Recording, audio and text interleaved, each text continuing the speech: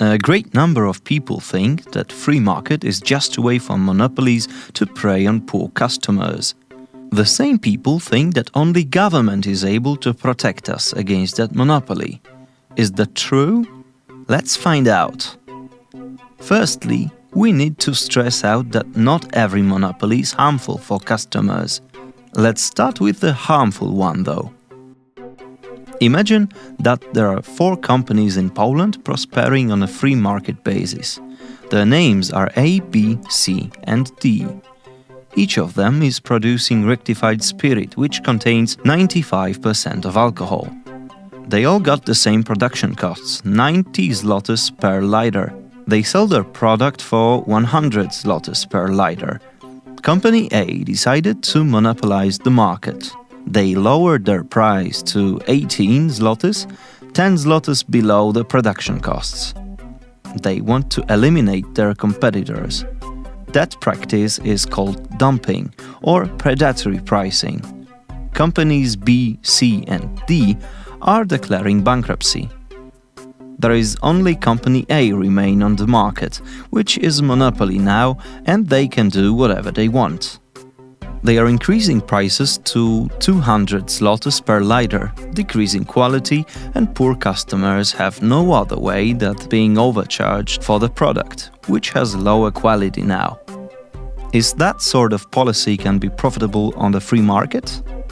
Firstly, companies B, C, and D are able to buy all companies A stock and sell it with higher profit, while the A will trade loss. In that case, A wouldn't be able to monopolize the market, and moreover, it will lose its market share. If you're interested in implementation of that tactics in real life, read the story about bromine producer Herbert Henry Doe and his quarrel with German chemical cartel. Secondly, Company A, while selling its product below the production costs, will have to take on debt. To pay the debt later on, they would need to increase prices above 100 zlotys per liter. The moment they increase price, 3 new companies are going to set up. Let's name them X, Y, and Z. And they are going to sell their product for 100 zlotys. That way the monopoly will disappear. Perhaps even companies X, Y, and Z might buy assets from failing B, C, and D and sell their products even cheaper. Another reason is that the spirit is just one of the alcohols on the market among beer, wine, whiskey, or rum. If the prices grows and quality decreases, customers will choose another product. Finally, after the Company A eliminates domestic competition, there is also foreign competition ready to step in.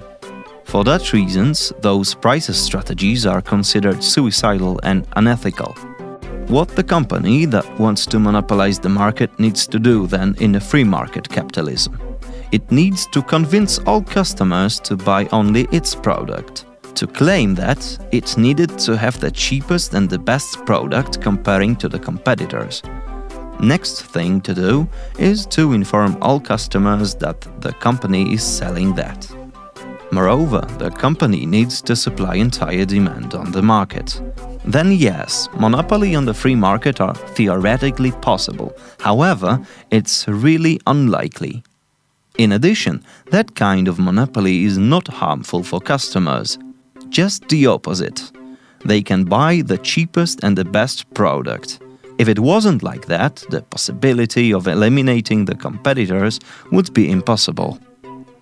But the company, after eliminating competitors, can increase the prices and lower the quality. Yes, it can. But then it opens doors for competitors who can take its market shares, and that way the company wouldn't be a monopoly anymore. There is a risk that with higher price, sales will significantly fall or people will choose substitutes. Other way to create a monopoly is the situation where one company is owner of all sources of specific good, like for instance oil. We need to bear in mind that it would need to control of every single source in the entire world.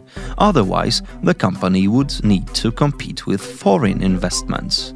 Is that any possible for one company to take control over all resources of oil or grains without government intervention? You need to answer this question by yourself. Other possible situation where monopoly may occur is when the company will launch new product that did not exist on the market before. This kind of monopoly, however, is really short-term one, because all competitors want to catch up with the market leader. The best example is iPhone, which dominated the market of smartphones for a while, but shortly over, companies started to produce those devices too. Water supplies and roads, motorways, etc. are examples of so-called natural monopoly.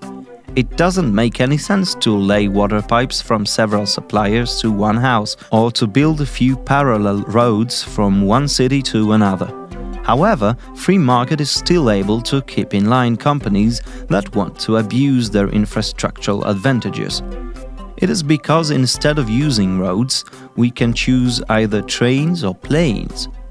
We can buy bottled water or simply dig the well instead of using provided water.